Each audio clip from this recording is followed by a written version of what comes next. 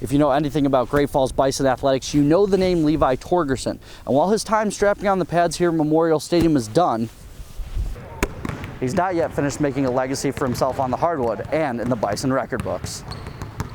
Extremely competitive and very hard worker. One of the hardest workers on the team. His coaches take any chance they can get to rant about someone they consider to be a coach's player.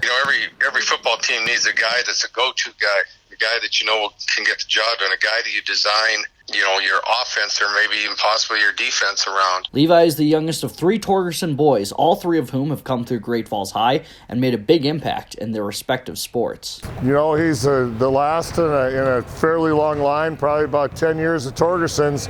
They've all been very competitive, all been very successful, and he's just icing on the cake. But for Levi, it's all about the wins, the awards, and of course, the Bison legacy. I just want to be a kid that people look up to, and both on the football field and on the basketball field. And I think being a 2-sport athlete, that's one of the biggest beneficiaries, and because you're getting team football on one side and then team basketball on the other, and everything just comes together when you're a team player, and you just got to lead your team. Being a Bison is a huge honor, and probably just the camaraderie that we have here, and just being a bond with your team on the football field, on the basketball court, going on bus trips, in the locker room. It's just one of the best things. His coaches will miss him, that's no doubt. And replacing a Torgerson, whether it be Levi or one of his brothers, doesn't come easy. I guess the biggest thing is that, you always kind of knew you could, there was that one guy out there that you could count on.